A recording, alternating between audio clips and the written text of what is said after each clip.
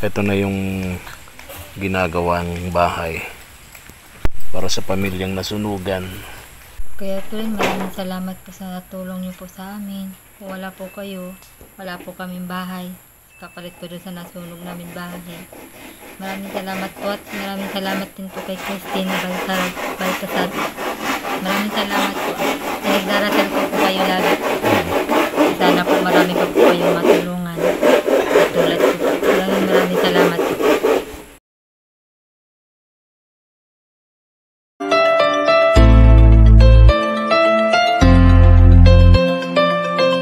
Good afternoon, isang makulimlim na hapon mga ka-KSP katuwang sa paglingap. Ito pong muli ang inyong broadcaster, vlogger, small YouTuber, si Kuya Efren Espanyol po ito. Ngayon pong hapon, i-update po namin kayo mga ka-KSP, especially yung ating mga KSP abroad, yung mga katuwang natin sa paglingap, sa mga pamilya naghihirap. I-update namin kayo doon sa pamilyang nasunugan, yung pabahay natin doon sa batang si Jessa, napakasipag na batang si Jessa, no? Shoutout nga pala kay Ma'am Christina Baltasar at sa lahat po ng mga KSP natin abroad. Mega love shoutout po sa inyong pong lahat.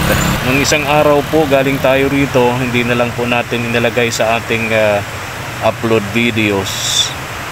Bumili po tayo ng ilan pang mga gamit dito na kakailanganin, no?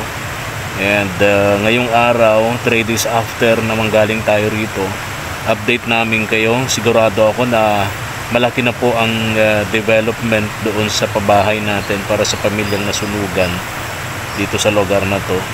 Ayan, tara. Ito na yung ginagawang bahay para sa pamilyang nasunugan. Masyadong mataas. Tinaasan nila itong bahay. Sabi nito ni Jason, may purpose kung ba't niya tinaasan to. Sa itaas na yan, dyan sa taas na parting yan, maglalagay ng parang mezzanine floor. Doon ilalagay yung mga gamit nila para hindi nagkalat daw, hindi mapuno doon sa ibaba. Very good naman yung plano. Ayan. Jason, good afternoon. Oh, buti hindi kayo naabala dahil may bubong na, ano? Opo. Mga pag-ulan-ulan, di na kayo masyadong naapektuhan, ano? Okay, dahil may bubong na. Ito na po yung kabahayan.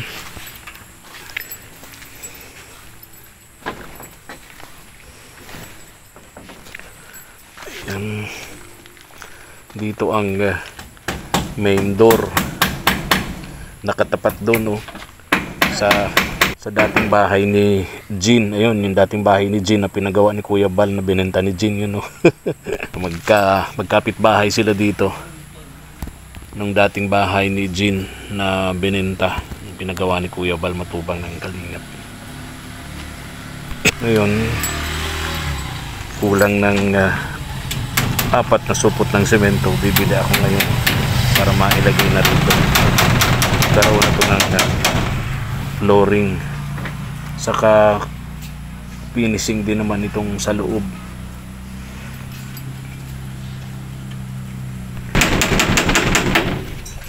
Ito yung tawag dito, pintuan sa kusina. Bintana yun, tapos bintana ito. Ayan. Ate Shirley, kumusta ka dyan? Parang bigat-bigat ng tiyan mo na. Ako ang hinahagas, ako natatakot, ha? Naglilibor-libor pa lang. Naglilibor-libor na. O, ayan, ha? Last na yan, ha? Oh, Kuya Jason, last na yun. Oh, last na po yun. Oh, last na. Oha na, ha? Okay. Ganda ng mga gamit nila dito, pamakuan mula sa itaas. Ayan, purong lumber yan. Ayan, purong good lumber, oh, di ba? Kagandahan kapag ang pabahay natin nasa bundok, madali po yung mga kahoy na good lumber. Ayan, di naman masyadong maigpit ang government natin sa mga pagpuputol ng kahoy. Mga pansariling gamit lang. Hindi naman commercialized, no? Mga sa pabahay. Ayan. Tapos dito sana. Kung kaya lang medyo kakapusin tayo sa budget. Para dito sa kusina nila dito tsaka sa ano, CR.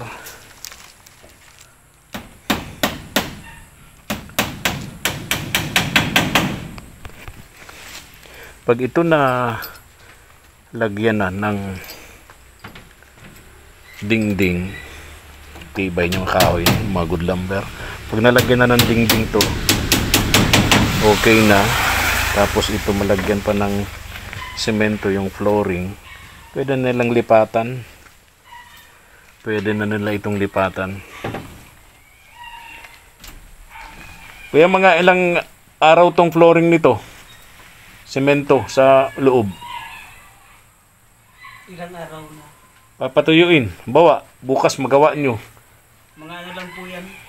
2, 3. 2 araw, 3. So, kung matatapos nyo hanggang bukas itong dingding, susunod nyo na flooring. Opo.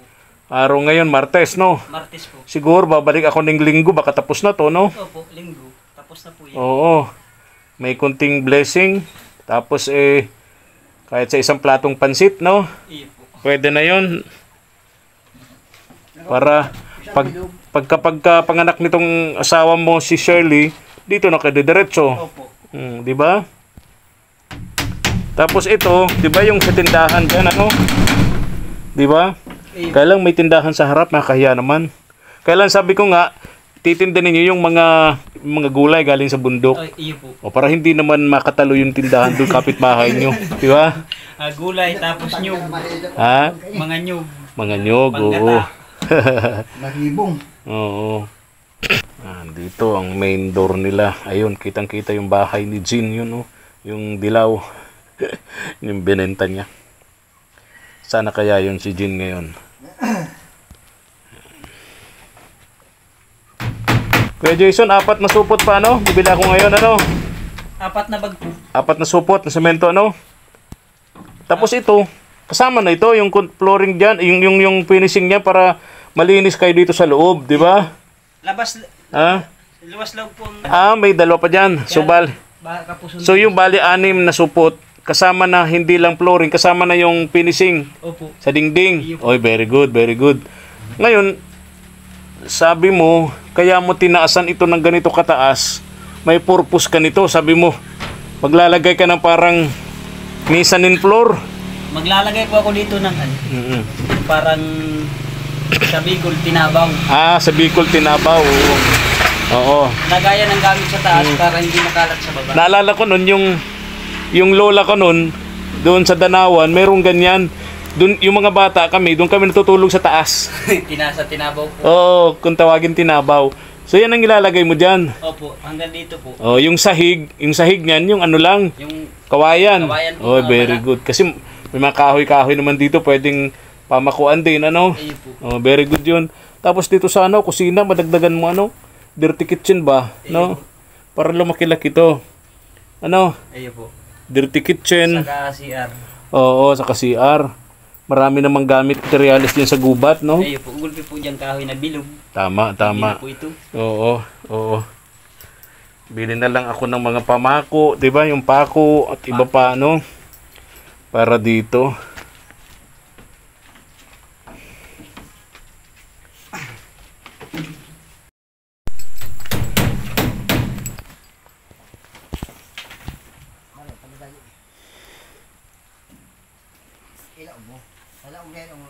Ano nararamdaman mo, Ate Shirley? Sige ako. Ha? Sasakit na? Yung... Kasi, pang-apat yan, ano? Pang-apat. So, yung nararamdaman mo ngayon, yan yung mga dating nararamdaman mo. O, kumusta? Ilang araw na lang sa tingin mo? Kahapon, at galing po ako sa dait. Naglalakad po ako sa papel. Kala ko nga po malabas na. Kahapon? Opo, mga bandang alas 6 po. Ng gabi? Nagkakasilibot po kami kahapon. Okay. Ay nagpaano lang po ako yung suob po. Oo. Nagpasuob po ako. Nawala-wala naman po. Okay. Ba't mo pinigil? Hindi sana Hindi pa naman parang kaya pa naman po. Uy, ba't nararamdaman mo na parang lalabas na? Opo. So ang ginawa mo, kinontra mo. Oh, Tumawag ka ng albularyo. opo. Uy, mali. Dapat hinayaan mo nang lumabas. Bakit mo kinontra? Wala pa pong budget. Wala pang budget. Tsaka may ginagawa pa si Kuya Jason. Opo, kasi nagaan pa po. Mas maganda sana kung lalabas yung bunso mo, si baby, na nandito na kay sarili niyong bahay. Ano? Di ba? Opo. Mas okay yun, ano? Opo. Mabuti na lang may kapitbahay kayo mabait. Opo. Kinupkup kayo rito. Pangsamantagal. Opo. 1 year. Kumusta yung batang si Jessa? Saan bata? Ayun po, nag-aaral po. Galing ha? Ayaw niyo po mag-absent. Oo, galing ng batang yun. Bukod sa masipag na, magaling pang mag-aral, no? Opo. Kahit nga po nag-uulan, kahit wala pong payong, talagang gusto po magpasok kahit umuulan po. Di ba sa yung bata? Ano po, pag ganyan po, nung dahon lang po ng saging po. Yun ang parang payong ni Jessa. Dahon ng Uuwi nga saging. po, may daladala nung... Pero nakita ko one time yung eskwelahan napakalayo. Ilang kilometro yan? Ilang kilometro? Ilang kilometro daw nga na yan eh. Sa may kabanga yan. Ha? Haling man tugawi. Ilang kilometro nilalakad? Malayo po. Halig di sa anong ini. Hanggang site 2. 2 kilometro. Layo pala nang nilalakad ng anak mo. Ni Jessa, no? So kawawa yung kapag ka sobrang init o sobrang lakas ng ulan. Ganun pala sakripisyo ni Jessa, no? Pero kahit umuulan, wala siyang payong, gusto niya pumasok. Yung pamayong lang niya, yung ano? Bag sa eskwelahan po. Dahon ng... Mabasa. Ano? Minsan po iniiwan niya yung bag sa eskwelahan para hindi po mabasa. Oo. Di bali po mabasa siya yung gamit din lang. Napakuha lang ng dahon ng saging. Opo. Bait talaga ng batang yun, ano? Yung anak mo, yung isa, naku, dandahan ka ha. Dandahan ka, DJ Shirley.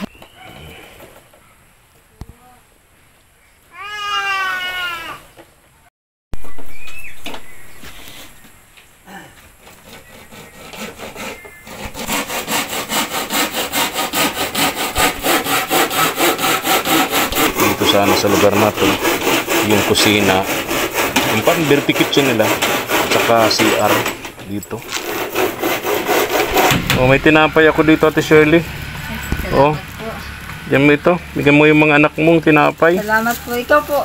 Sige lang. Salamat. Salamat po. May mabibilang ba ng ano dyan? Soft drinks para madamay naman yung 2 karpintero natin. Diyan po kailan po maliit po. Ha? Diyan po may... Sige, bili tayo, Ate Shirley. Bigyan mo tong anak mo. Saan yung isa pala? Nasa loob po. Matulog po daw. Matutulog. Bigyan mo. Hello, bless ikaw, bless. Nakatulala. Ito yung parang laging may sakit, ano? Yung anak mo isa, ito. Kahiling pa lang kapon. Yung laging may sakit, ano? Siya po.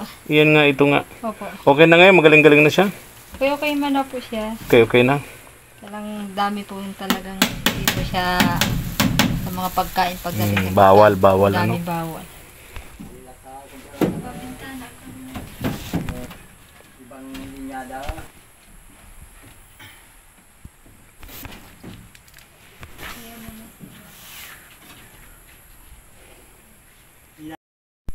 Kaya po rin maraming salamat po sa tulong niyo po sa amin. Kung wala po kayo, wala po kaming bahay. Kapalit po doon sa nasunog namin bahay. Maraming salamat po at maraming salamat din po kay Christine Baltasar. Maraming salamat po. Nagdarasal po kayo lagi. Sana po marami pa po kayong matulungan. Tulad po. Maraming salamat po. Yung sa iba pang tumulong sa atin, kay Ma'am Ella Halaman, nagbigay sa atin ng ano ba yung binigay ni Ma'am Ella. Tapos si Ma'am, yung hindi nagpakilala, from Ohio, USA, si Ma'am Pe, yung bigas, no? Tapos yung mga damit ng mga bata, di ba? Yung binili ko mga sa ukay-ukay. Mga tulong nila yon, no? Sa atin, sa inyo, no? Kasi nakita ang inyong kahirapan, buhat ng kayo masunugan ng bahay. Siyempre dahil doon sa mga anak mo, lalo kay Jessa, napakabait, napakasipag na anak, no? Maraming salamat po sa inyong lahat po, sa mga tulong po sa amin. Maraming salamat po. Pagpalain po kayo ng Diyos po. Sana po marami pa pong biyayan dumating po sa inyo. Sana po bigyan po kayo ng maayos na kalusugan po, pati po ang inyong mga pamilya po. Maraming salamat po. Lagi ko po kayong pinagdarasal po. Araw-araw po. Salamat po. Okay. Ingat ha, ingat kayo. Okay po, salamat po. 4 na araw yata ang utang ko doon sa karpintero natin, ano? Opo. 4 na araw. Opo. Ganito, bigyan kita ng 2,000. Ibigay mo yung sa karpintero yung tatlong araw, ano? Bali 1,500. Tapos yung 500, ibigay niyo ng bigas, ha? Ayan. Yan. Maraming salamat po kay Oo. Ibigay niyo po. 2,000 yan, ano? Ang bali utang ko na lang doon sa karpintero isang araw. Ano? Opo. Isang araw na lang. Okay. Oo. Tapos, yung 500, bilhin nyo ng bigas. Sabi nyo, wala na kayong bigas, ano? Pinapatanong po pala ni Lisa kung kailan ka po pwede umabalik sa Makuha daw po siyang pinya. Makuha ng Pinya. yung bata, Jessa, kawawa naman yung batang yun. Pinapatanong po mama pa nagpuntang si Peter Pet, tanong mo kung gusto ng pinya at makuha daw po. Oo, talaga. Ang galing naman ng batang yun. Yung unang offer niya sa akin, naalala mo yun, bigla siyang nawala, naglalaba dito. Naglalaba, di ba? Biglang nawala. Mamaya dumating, may dala-dala ng bayabas. Oo, dalhin ko daw, bayabas. Ngayon naman nagtatanong Opo, nagtatanong kung kailan ako babalik. At kukuha daw siya ng pinya, bibigay sa akin. Opo, bibigay pakabait. na po sa inyo. Napakaalalahanin naman ng anak mong yan. Ingatan mo anak mong yun, ha? Opo. Matalino, masipag, maalalahanin sa magulang. Sa murang edad niya, katulong mo na. Naghahanap ng gulayin sa gubat. Diba? Yun po. Naglalaba. Ilang edad na ni Jessa? 8 po. 8 years old. Diyos ko po. Alam mo, natutuwa ako. Kasi meron din akong tinutulungan, isang dalaga na naubod ng sipag din. Ang birthday niya, December. Si Jessa, December din. Opo. Sabi ko, iba talaga pagka pinanganak ng December. Palibasa si Jesus Christ, pinanganak ng December. Nauna lang po ako sa birthday po kay Jesus. Ha? Ako po ay December din po. Ah, December ka din? Opo. Anong December petsa? 5 Ha? December 5. December 5. Ikaw si Jessa, 24 naman. oh, mismong karawan ni Jesus Christ, Opo. no? December 24. Opo. Yung isang tinutulungan ko, yung dalagang napakasipag talaga, maganda, masipag, matalino, si Rowena, December din. December din. Sabi ko, sabi ko December. Kaya ngayon ko napatunayan, yung mga taong ipinanganak ng December talaga, mababait. Ano? Yun po. Mababait. Ha? Okay, ingat kayo ha. Sige po, babay din po. Oh, si Ingat Jessa, ka din tinanong po. ko yung anak mo kung anong regalo ko sa kanya sa birthday niya sa December 24. Ang sabi niya, bigas. Naalala mo ba yon? Yun po. Maraming naiyak na netizens doon. Kasi sabi nila, sa murang edad ng bata, 8 years old, imbis na ang sabihin niya yung laruan o pera, ang kanyang hiningi, bigas. Para makatulong sa inyo. Di ba? Yun po. Napaka-matured na kaisipan ng bata, ano? Yung Jessa, ha? Laki nga po, pasalamat kahit para pa nakakatulong po sa amin sa mga Oo, gawa. tama. Lalo buntis ka. Pag ganyan po, pag wala pa, may gawa ko siya na nasain. Oo, di ba? Talagang maaasahan ko na po sa lahat. Samantalang yung ibang kaedad niya, nasa laruan, nasa barkada, di ba? Pero siya, halos walang panahon sa pakikipagbarkada sa labas sa mga kalaro niya, di ba? Ayun niyo po. Ayaw niya maglaro. Ano po, dito sa mga kapatid niya, Lalaro. tinuturuan niya po yung kapatid niya. Isa. Pero kung pupunta sa labas, ayaw niya. Ayaw po. Okay. Malabas po yan, mangalap ng gulayin po sa gubat. Lalabas siya, hindi para makipaglaro. Ayaw po, malabas po siya, mahanap lang po siya ng gulayin. Alam na wala kayong gugulayin, hahanap siya ng gulayin sa gubat. Opo. Talaga, Minsan nga po, hindi na napaalam sa akin. diretso na. Opo. Paalam po sa akin pag malayo, di ko po pinabayaan. Takas na lang. Tatakas po. Oo, ingat mo rin. Malating po siya, maalis po siya alas 7. Oo, Malating po siya mga 9. ingatan mo rin May dala na anak po mo. siya ng pako. Maraming mga nangyayaring, alam mo na, no? Babae yung anak mo. Ingatan mo rin, ha? Dapat lagi no monitor kung saan pumupunta, di ba? Opo. Alis na ako, ingat kayo, ha? Okay po, ingat ka din po Kuya Efren po. Salamat po.